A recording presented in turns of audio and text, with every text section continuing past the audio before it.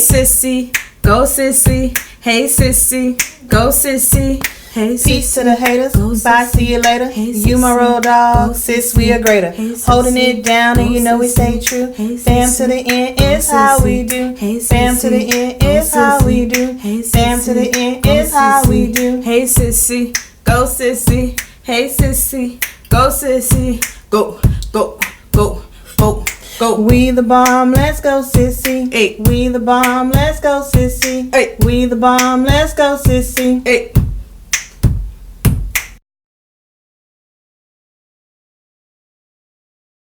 What's groovy, y'all? I'm Danye. And I'm Marcia, and this is the Hey Sissy Podcast. Hi everyone, how you doing? Today we have a special guest with us, Miss Tiffany George. Hi. Tiffany is the director of the St. Mark's Children Development Center Yes, ma'am. here in Houston, Texas, in the Heights area. Tiffany has been my best friend for 25 years. We met in first grade. We weren't even in the same class in first grade. We went to NACU Henderson Elementary School. We met, and then somehow I barely remember Tiffany. But the the defining moment of our friendship was when my first grade teacher asked my mama if I could go to Tiffany's mother's funeral as some support for Tiffany. We were 6 and 7 years old, and so that's my earliest memory is standing there, Ms. Lakey. I'm looking at Tiffany, and then the adults are talking above us. Next thing I know, I'm at her funeral. Yeah, we've been friends ever since. Yeah, my first funeral together.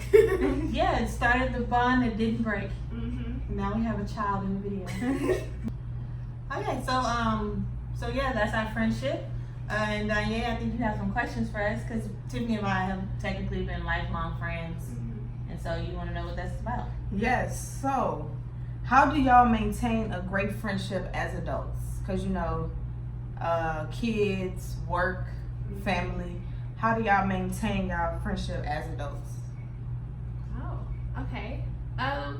I really feel like the reason why our relationship has stayed so true is that we have really deep conversations, and then we always push each other to grow and to do better, and that we're kind of help building each other up to the next stage in life instead of kind of staying stagnant. And also I feel like a big part of maintaining it is that let stupid stuff go. I feel like everybody goes through oh, well, she didn't come to this, or he made me mad.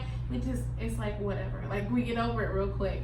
And then also, I think it's just having fun. Having fun with your friends. I think that's most important. We can do, go to the park and it's just a whole day of it. Or let's just go be adventurous together or whatever. And I feel like that's what keeps things happy and fun and make them long term. So no matter how the day's been or how long it's been since we've been apart, when we get together, we always just have a blast. That's good. Yeah, I mean, as with anything, it's effort. If you want to maintain a friendship, you make the effort. We've made the effort to talk to each other because we went to the same elementary school together. That was it. Middle school we went together for a year, and then after that we went to separate high schools and colleges and everything. But we still separate cities. Yeah, I moved away to a whole 2-3 different cities. But it's just the effort, when you make a bond with someone, if you care about that person, you'll continue to follow up with that relationship, keep it going strong. Yeah, that's very true. So, how do you forgive a best friend after they hurt you? So, and pretty much, how do you mend the relationship? Tiffany? Oh, okay. I really think that to mend a relationship is you have to really want to think about kind of almost just letting go. But to me, what's most important, because of again, we talked earlier about how my mom passed away, my dad passed away as well when I was 18. So I feel like life is precious, so it's really important not to sweat it over stupid stuff. If it's you didn't steal from me my net retirement egg or murder somebody, I feel like everything else you can kind of go past from. You can take this and try to understand why they did it and put yourself in their shoes, or because sometimes people do stupid stuff just because they just don't know how to deal with emotions. So I feel like it's really important to kind of be open and like really truly forgive someone. It's really hard to be like, I forgive you and not hold any animosity. It's really important to me as a person to like, when I say I forgive you or I'm letting it go, that it's gone, that it's done, that we're not going to deal with this again, because otherwise it's like, what was the point of that conversation? What was the point of us coming to that moment to deal with it? Right, that makes sense. I don't hold grudges. I don't know why. I've never held grudges. Tiffany and I we've had fights and stuff, and like, example, when we were like 12 years old. Oh, she wow. already know what I'm saying. We were 12 years old, we were in Finnegan Park. And Finnegan Park has these like little Finnegan Park has these like little wooden steps that come out the ground. I don't know what they're for. Anyway, I was sitting on them, and I don't know what we was even arguing about. We was arguing about something. She pushed me off the stump. I hit the back of my head. And then she was so sad about it, but I was mad. So I didn't talk to her. I walked home angry, and she tried to like follow me. And I was like, leave me alone. And I didn't talk to her for like 2 days, but then she called me, and she was just like, I'm sorry. And I was like, it's fine. And I got over it. I mean, I don't hold grudges. I don't know why. I guess I don't feel like it's worth it. Like, what's the point in holding a grudge? Like, for what? So I think that's, I mean, if you see the value in your friendship, as long, like she said, as long as they didn't like, you know, kill your mama, steal your husband, or rob you blind. Some things you just gotta let it go. Especially if it's been like a friendship as long as ours. It's like, I mean, I guess those 3 things. As long as she don't do those 3 things, I don't see why I wouldn't forgive her. Yeah. And I think it's good what you said when you said, don't waste the time on a conversation if you're just gonna hold it over my head. Yeah. So that's important when you have a friendship that you're trying to move forward past. Don't keep bringing up the past or holding something over somebody's head in spite, because that ain't really meant in a relationship. So that was good. Yeah. So you say you don't hold grudges. How would you go about telling someone else how not to hold a grudge?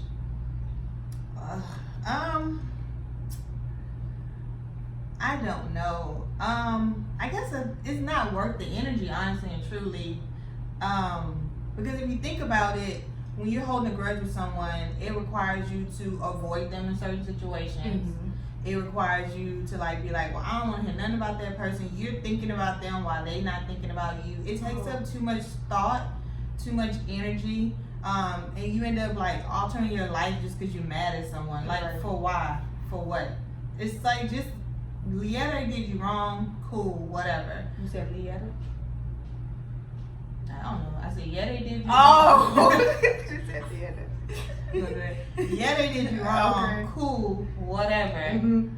You don't have to be around them. Of course, you don't have to like let them keep the same relationship in your life, but you don't have to hold a grudge either. Just like, basically, they do you wrong, be like, okay, bet. I'm gonna just, you know, treat you accordingly. I know how to treat you now. I'm gonna treat you accordingly, but it's not my job to hold a grudge against you. Right. I'm not gonna change my life just because you did me wrong one time. If we end up in the same space, we end up in the same space. Gotta move forward with your life. Yeah. So how is it having someone who is like a sister to you? Awesome. I feel like, I'm sorry, I don't know if it's directed towards me or not. I think it's really important to have like a good foundation of someone you can talk to, because now in this day and age, I think it's really important for you to have like, I guess, a mentor, but then also a buddy, also someone just to be like, I had a crap day, let me vent to you. Like, I'm not asking you to fix the situation or anything, or even to have like deep conversations, like, how do you feel about this? What would you do in this situation? How can we help in this situation? A lot of times, like, we just have conversations about what we did that day, and it's like during Harvey, she volunteered, and I was like, oh, you know what, there's a place down the street from me. I might, you know, see what I can do. I can't do much because I have my kids with me, but I was like, whatever y'all need me to do. And I end up doing, helping moms like watch their kids and stuff while they were help cleaning up. So I think it's awesome to just have that person there to talk to have someone who's outside of your everyday normal narrative to just talk to and kind of take your mind out of it. Because like you said earlier, when you get busy with work, you get busy with your family, you get busy with all of that, it's cool to be like, reminisce and talk about the future and have someone who know you on a personal level. Right. That's very good. So a lot of my friends have become sisters to me. Mm-hmm. Not to toot my own horn. I think I'm a good friend. Haters don't hate. But I think I like it because family, family gets busy. Mm-hmm. Your family cares about you, but they won't always be there for you. And so having friends that are like sisters, you know that you have someone else who you can go to, who will, pick you up when you're down and who will support you unlike family will sometimes. So it's just great to have a God-given sister. I think the difference too is that you chose versus we have to because we blood. Right. It's a whole nother level of like respect and love and adoration when it's like you don't have to hang out with me. You don't have to come to my birthday party. You don't have to be at the hospital with me. It's because you choose to be, and I think that's deserves honor and all on its own. Yeah, that's very Facts. All right. So, okay, what makes y'all real friends? Oh, we always have this conversation. I think what makes us real friends is that we're honest with each other. Mm-hmm. We don't lie to each other. We're very honest with each other. We'll tell each other when we tripping. Mm-hmm. I think also once you've seen your friend give birth, or been in the hospital room after giving birth and seen her breastfeed, Mm-hmm. that's a bond right there. That's fine. And then also I think it's just when that person knows they can depend on you. Mm-hmm. Tiffany, she will try her hardest to get stuff done on her own, but when she knows when it comes down to it, if she needs me, I'm there for her. Right. Yes, and I know that if anything ever happened to me and I needed someone to be supportive for me, I know she's there for me. I'm about to cry because Tiffany almost died, and I felt like it would have crushed me. Oh yeah, that's how you know. We're not gonna cry. Emotional. It's been a rough year. You have anything to add to that, or? I think too, because I feel like she said, a lighter note is that I always tell people she's not gonna let me walk out the house looking crazy, and she'll also come correct and be like, you was wrong for that. But I feel like that's a real friend will do that. Fake friends will be like, oh my god, girl, that's the best. You look cute. But I'm that's not your real friend. You need your real friend is someone who's gonna tell you the truth regardless of what the output is gonna come, and then also the one that's trying to, I guess, motivate you. You're real. If they're a real friend, they're gonna motivate you. If not, it's just oh yeah, let's go to the club again tonight. Well, that's it. What we gonna do? That's all you can do. So I think that's important. That's a lighter note. But we always say it's not a real friend if they let you go out the house looking like that. And they let you leave the house looking any kind of way, they're not a real friend. They not. Yeah. I also think what makes people real friends is that you, like I was saying, you won't hold a grudge and y'all can move forward. Yeah. I think, like you said, once you see the value in the friendship, y'all may have y'all fights, y'all arguments, and things like that, but you know the true nature of y'all friendship, so y'all can move forward past it. So you're still able to laugh and joke and help each other and support each other, even if y'all had some disagreements or a falling out. Y'all can bounce back. Yeah. All right.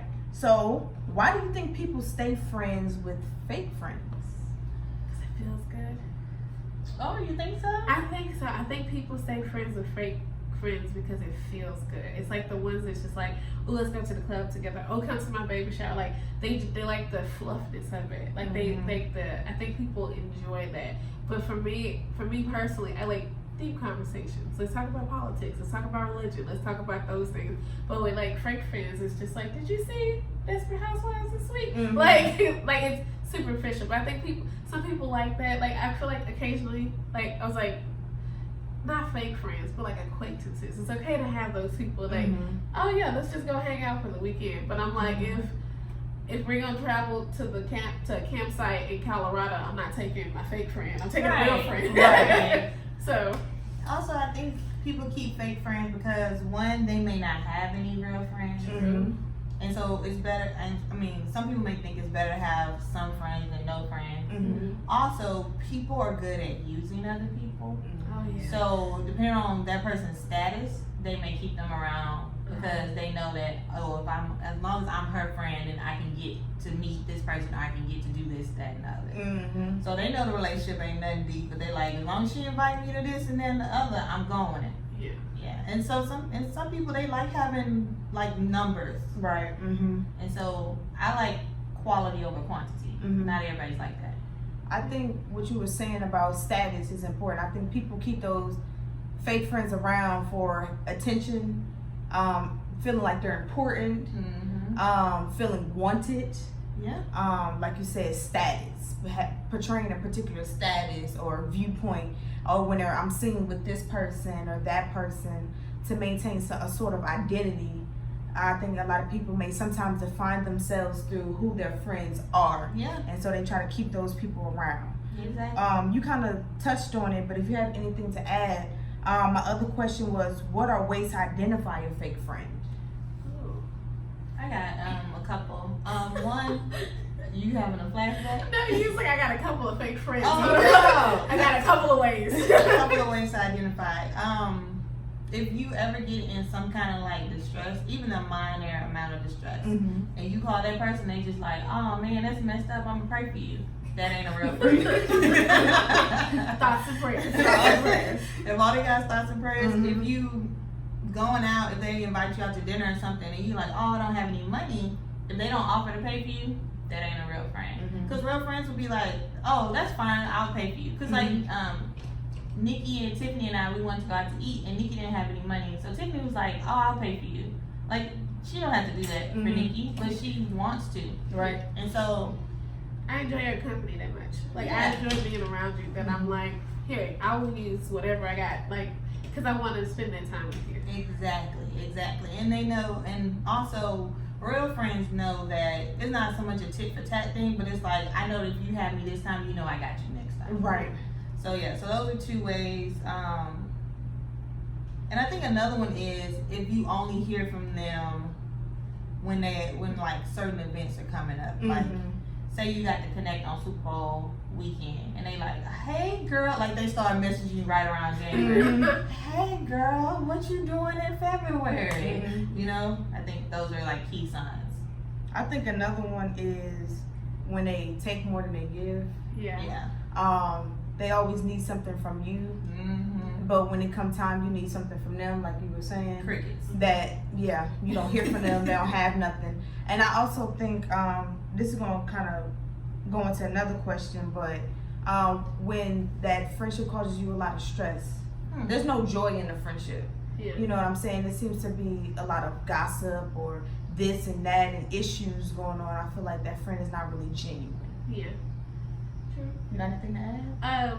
I think too, when it's, I feel like it's kind of like when you're on the phone with somebody and you get like that dry period where it's like, all right, girl, I'm gonna call you back. Let me hang up. I feel like that's like you, like there's a level of, because y'all have nothing to talk about. Like if y'all are good friends, y'all can just randomly, like in high school, elementary, we had like 4-5 hour conversations, and still today it'll be like, girl, let me put my kids to bed. It's midnight. Let me call you back. So I'm like, I feel like it's that too. It's just like having something in common, even though, like you said, you're far away from each other. Y'all got you into science and I'm into whatever. Like if y'all are still able to keep up a conversation, and then if it's just talking about the weather, then I feel like if it's the superficial stuff, then it's your superficial friend. Right. Yep. All right. So, coming with fake friends, how do you break off a friendship that you know is not good? I feel like they, for the most part, if you don't give any time and energy to it, it'll diffuse itself.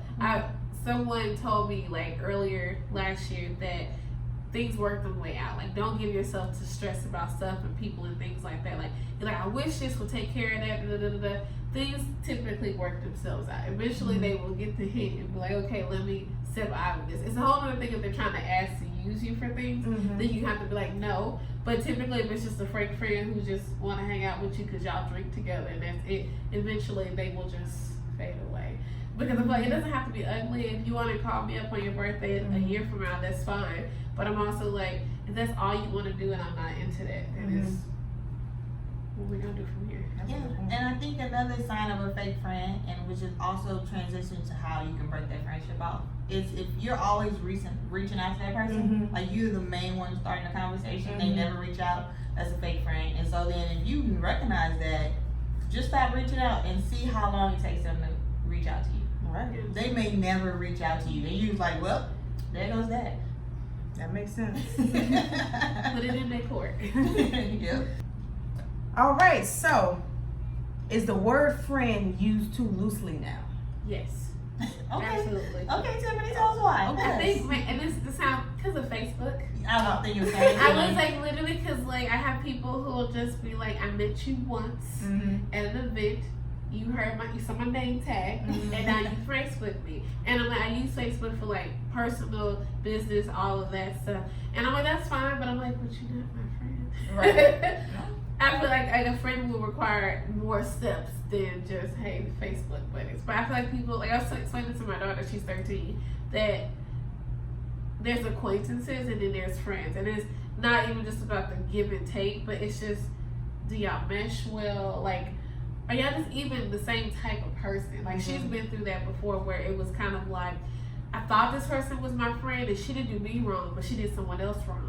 And I didn't like it. Right. And I was like, you have every right to either, if that's your real friend and y'all want to address it, like, hey, I don't like what you said about that girl, let's deal with it. Or if she doesn't take it like, okay, we're friends and you my sister and you looking out for me, then it's okay, well, I thought we were friends, but it's time to move on with my life. I think it's really important to be like, for them, even at kids and in adults, kind of really understand, like, do we vibe in the same mindset, Right. type of things, because that's ultimately what makes y'all friends, is if y'all in the same mindset. But I think a lot of people say, oh, that's my friend. I'm like, no, that's your acquaintance. Y'all don't really know each other. You're right. Yeah, I think the thing about Facebook is totally accurate. It has you thinking people are your friends, and they're not. They're your social media friends, but they're not your real life friends. Because again, we already said all the things that make a friend a real friend, and so it's definitely used too loosely. Because like some people, if you meet them and you make a deep connection with them, and you can become friends off the bat. But it's like, just because y'all like chatted a couple of times or y'all know the same people, that's not really your friend. Yeah. I also think we have to be mindful of who we're friends with and who they're friends with. Yes. Because a lot of times we may be friends with somebody and they may be horrible to their other friends. They may treat us differently than the way they treat everybody else, but that can also be a reflection of their character. Yeah. They may not be mean to you now, but you don't know if they'll be mean to you later. Yeah. So we have to be mindful of not only the people that we associate ourselves with on a one-on-one basis, but also who are they associating with and who they want us to hang around. You know what I'm saying? So that kind of can lead me into my next question of what kind of standards do you set when it comes to friends? Okay.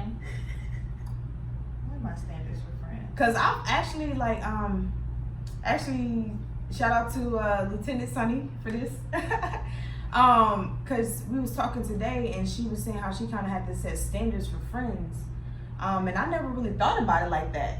That I have to have a standard for my friendships. We have standards for like relationships and other stuff, but never for our friendships.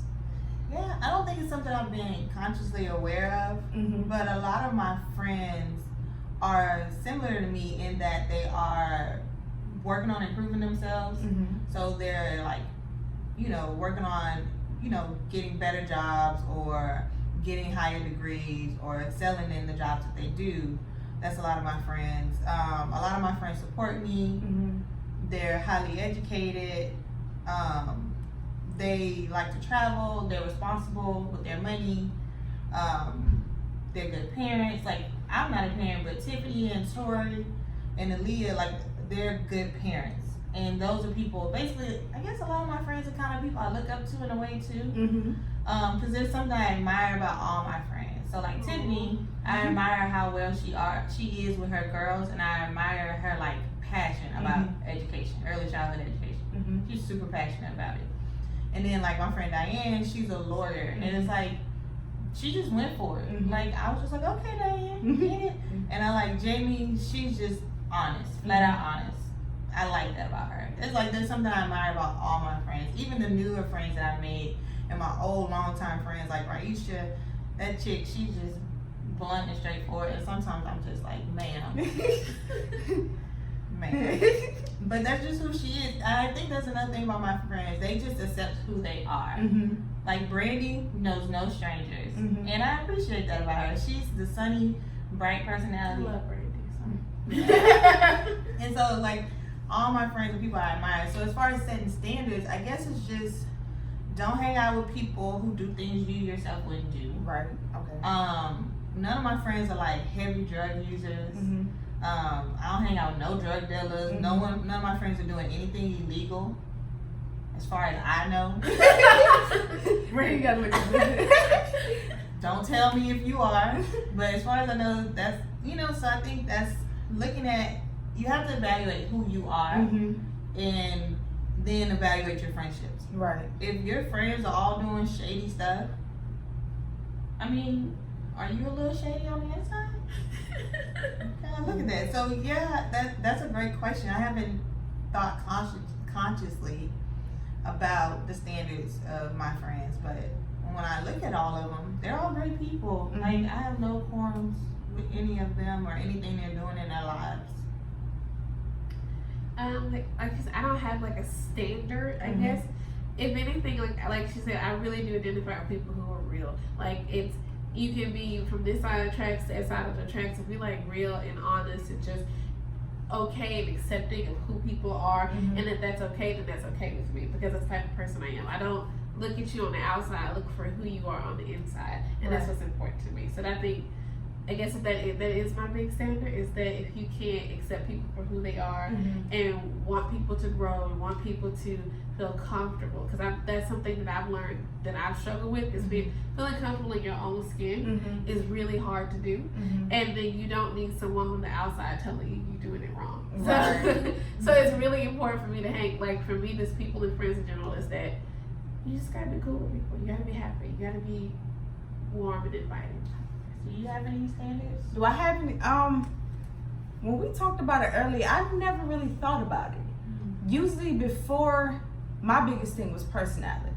If you have a really fun, goofy, dope personality, I can connect with you. But as I grow mentally and spiritually, my standards, I guess, subconsciously have changed. I realize that I can't be friends with everybody because some of the conversations, they stay the same. They're dry. You feel like you're not going anywhere when you're hanging around these people or talking with these people. So especially when I moved to Houston, I told myself I can't just be friends with anybody. I need to connect with people who I can network with, have a good time with, connect with. We can grow together. Iron sharpens iron. So I guess I've kind of set that standard on friendship with people we can all go to the next level with. Yeah. So the next question is, how do you view yourself in a friendship? I've learned a lot of times we see how other people treat us or how other people are, but how do you view yourself in a friendship, and how should ourselves be in a friendship? That makes sense. Yeah. Well, like I said earlier, I'm a good friend. If you disagree, let me know. I'm open for suggestions on improvement. But I think I'm a good friend because I reach out, I check up on my friends, I see how they're doing. If they need help, I try to see if I can help them in any way. One of my annoying traits is that I don't let my friends just vent. Tiffany knows this. I'm just like, you got a problem, let's solve it. And Tiffany just be like, no. And I just be like, no. But that's my thing. I'm just like gung-ho about helping my friends. Right. And I love doing things. And so Tiffany and I, we will try new things. And so I guess that's one of the standards in my friendship. People who like to try new things. Yes. And since I like to try new things, I think that makes me a good friend too, because Tiffany knows that if no one else will do something with her, I will go. So. How am I as a friend? I think I'm a decent friend. I think as I got older and busier, I'm not as quick to call people back. But I do know, like, what you've learned. Like, if it's like, hey, let's go do a girls' weekend, I'm y'all for the weekend. Like, nothing else exists. I'm here, we partying, we having a good time. Like, that's what we are doing. I do feel like, as a friend, I try to set, like, okay, let's go be friends. Let's go do this. Let's like make room and time for people that's important to me. Yeah. So I feel like I'm an okay friend right now. But I think it's just because I'm busy right now and I'm in the stage of growing. But ultimately, I like to go back to being a better friend. I used to be like, I want to say down for fun. Like anytime, like let's just go. But then like I got responsibilities now. I can't just run off and have fun. But I think that's important. What you're saying is that's what kind of makes real friends. When you know your friend has a lot going on in their life and they may be busy and you're not frustrated or mad at them or upset at them for not giving you all the time that they used to. That y'all have an understanding that things are changing in your lives, you're making that transition. So like, hey, for the moment I may not be around all the time like I used to. And you have to be, and the fact that you're okay with that and you'll still check on me and make sure I'm good lets me know that you're like a real friend. So that's like my friend Dee Dee. We don't talk very often, but if I'm going to Dallas, Dee Dee, I'm like, hey, let's meet up for brunch. We meet up and it's like we chat and no time has passed. But we don't talk but once every like couple of months. And it's like, I think that's one thing that people forget about friendships is that once you develop that deep friendship bond, you don't have to talk every day. Like Tiffany and I have gone like a week without talking, but I'll message her and be like, are you okay? Are you alive? What's wrong? And she's like, I'm fine, I've just been busy. But you don't have to talk every day. You don't even have to talk every week. But just know that you're still friends. As long as you know when you reach out to that person, they reach back and y'all meet up and y'all make time for each other. I think that's the important thing. Friends make time for each other. So as long as your friend is still making time to meet up with you, no matter the distance, no matter how often you talk, that's still a friendship. No, true. So my next question is, how do you know when it's you that's not a good friend and not someone else? Because sometimes things happen and we try to blame other people, but it could be our fault. So how could you go about identifying that it may have been you? How do you? I think that's just my nature. I'm always my second guesser on everything, but I've learned that everything takes a village. So like in my work, in my personal life, I'm just like, hey, was I out of line? Like let me check, like constant, like not constantly, but like check on myself. Like, was that cool? Are you all right? And I feel like for me personally, that's how I maintain my relationship, and that's how I kind of be like, and I'm also receptive of it. So if I genuinely ask you, like, did I do something wrong? I genuinely mean that. It wasn't like a loaded question, like I want to see what she gonna say. But it's a genuine question, and I want your feedback, and I accept your feedback for what it is. It's not like, well, how dare you tell me that? But I think that's just my personality trait is that if I genuinely like, okay, was I out of line? Did I not give you enough time? Was I upset with you? Did things escalate too quickly? Things like that. Or have I been avoided? Like, do you feel like I'm avoiding you? Like, I will always try to like check in and be like, hey, is everything cool? And I genuinely want your feedback. I feel like that's just me. It's just myself, like self-maintaining and self-policing. But that's just my personality. Like, I don't think of it as like specifically a friend question, but I think that's one way I would do it. Right. How do you know you're the bad friend? I think one way to know is that if you're reaching out to people and they're not reaching back, or because then that means it's something about you that they don't want to entertain anymore, or if you just always taking. And then, I don't know, a lot of people aren't self-reflective. So I guess knowing you if you're the bad friend requires you to be self-reflective. Because how else would you know? Right. If they don't tell you. I mean, if people start ghosting you, if you start to see a pattern, like, oh, well, I was friends with this girl, but she just stopped talking to me. And then this girl stopped talking to me, and then that girl stopped talking to me. If all your friends who you thought were friends suddenly stop talking to you, you're the bad friend. Right. Yes.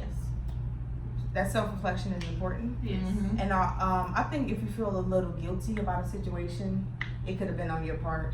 Yeah, that doesn't necessarily make you a bad friend. Well, no, it don't. It just may have been that situation. And so in that part, just because we're people, if you recognize your part in the situation, own up to it and apologize.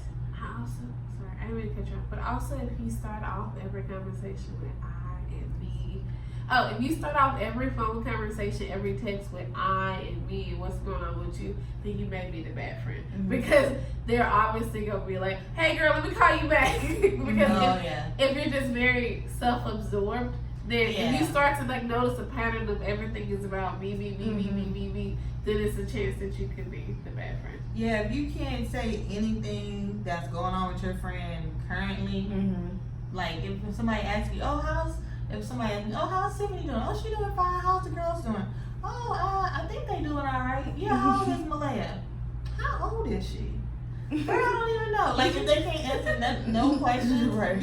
if someone's asking you about your friend and you don't have no answers, you don't know nothing, that means that you dominate the conversation about yourself. Right. You are a bad friend. Yeah. I want to touch on something that you said earlier about that admiration.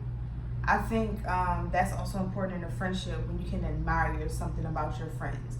If somebody be like, oh, well, why are you friends with so-and-so? Why do you like so-and-so? And you don't have nothing to say or why you like them or why you're friends with them, Yes. you don't need to be friends with that person. Because it's Yeah. like, what have y'all been doing with all your time that you can't even say why you like this person or why you're even friends with that person?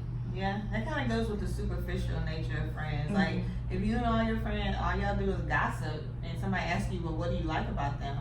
You just be like, I mean, she know how to tea, I guess. But, like, there's no actual qualities about that person that you like. Yeah.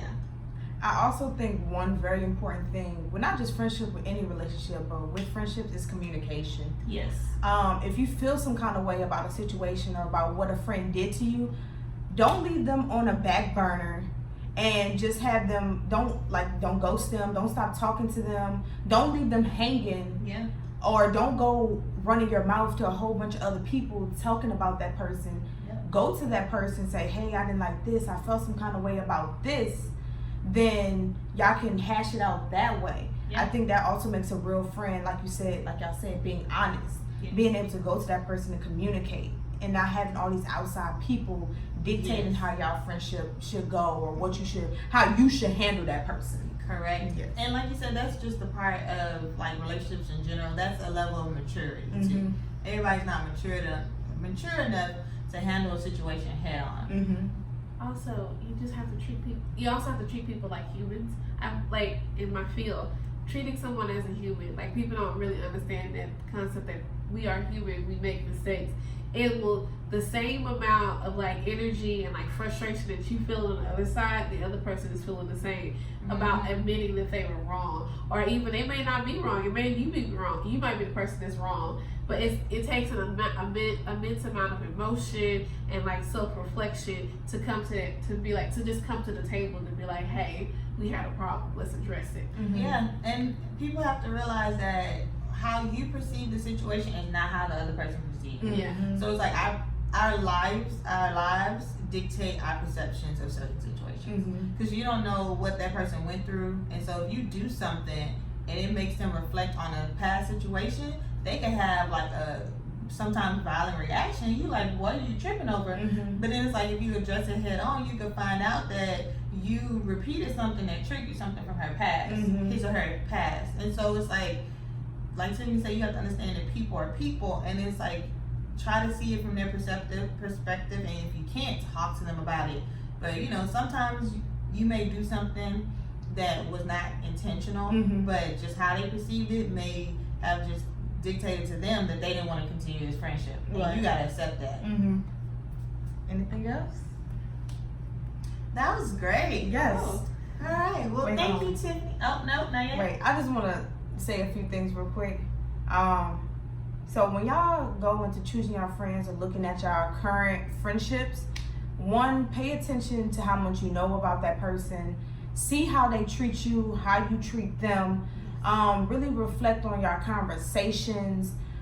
Pay attention just to the type of things that y'all do, the type of things that y'all talk about. Pay attention to your communication level. So just try to overall sit down and really evaluate your friendships and who you're friends with and future friendships as well. Yeah, I mean, I don't want to encourage doing this, but if you want to test out your friendships, no, I know, right? Put a disclaimer at the bottom.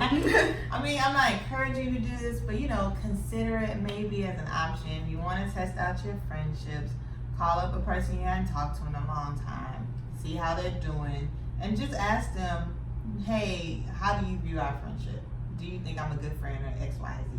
Also, maybe if next time a friend calls you up and say, hey, let's go out to eat, and you be like, oh, I can't really afford to right now, see how they respond. One last thing. Also remember that it's never too late. If you have a friendship that you were so happy and excited about a few years ago, y'all might be in a different stage of life right now, that y'all may be able to rekindle that relationship or make it grow into something else. But just know that you're human, and people make mistakes, and people grow, and people change. So also keep that in mind. And it's also never, if they're a real friend, it's never too late to just be like, hey girl, I'm sorry, or hey, let's go get coffee. Right. And also be prepared for the fact that they may not reciprocate. Sure. They may be like, okay, thank you for your apology, but we can't be friends. And that's okay. Like you said, different life perspectives. Yeah. And like you were saying, don't be afraid to say sorry. If you know you were in the wrong, don't be too prideful to admit you're wrong. Go to that person and apologize.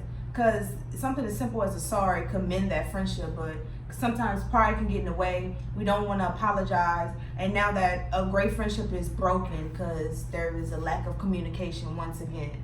So, yeah. All right. Thank you for joining the Hey Sissy podcast. If you haven't, go back and watch previous episodes. Also, if you are watching this video on YouTube, leave us comments below about your views on friendships. If you're listening to this on Spotify or Anchor, feel free to email us at heysissypodcast@gmail.com and let us know how you feel about your current friendships. And follow us on Instagram at Hey Sissy Podcast. Yes. All right. Thank you. Bye. Peace.